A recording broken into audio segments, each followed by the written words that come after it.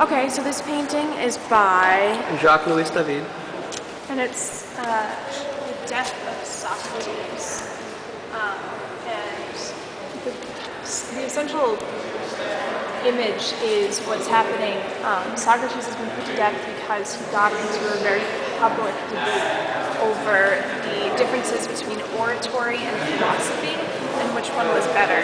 specifically he's being given hemlock to poison himself. Sorry, keep going.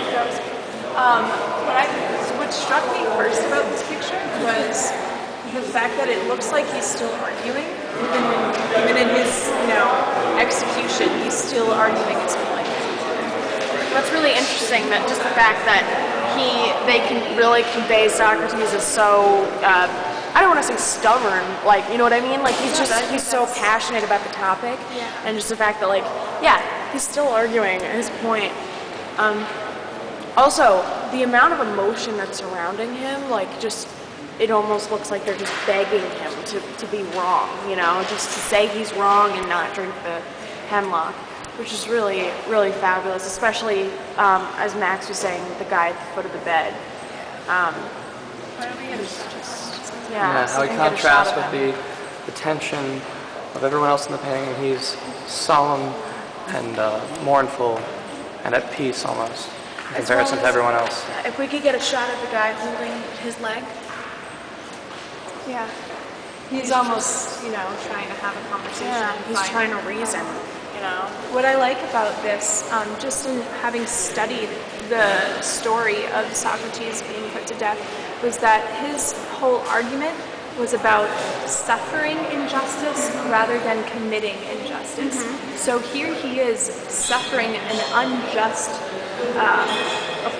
punishment, essentially, for what he's done, but he's doing it with so much conviction, and that really goes along the lines of his argument of keeping a clean soul, and knowing that if you have a clean soul in this life, you will sort of reap the benefits in the next life. So I think that is why he's so convicted and so calm about having to be put to death. And it fascinates me, the thought behind each pose, and how the poses really do bring alive the dramaticism of the whole piece. Even Socrates himself, that one finger in the air, that was so premeditated, and it almost screams that this is my last, hurrah.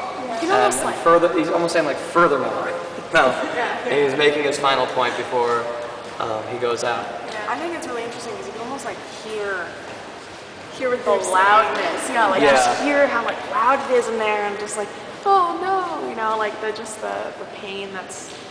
And I find it interesting the people leaving, and it's almost like the end of it all, and then everyone's giving up and kind of walking away and discussing the tragedy of the event that is about to unfold, but it almost is unfolded in everyone else's mind.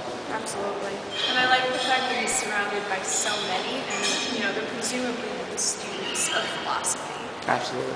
So they all have the same convictions as he does. They all believe in the same things, but they don't want to see their teacher go. That's right. So who's going to carry it on?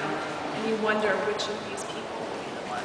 Something else that interested me too in reading the caption was,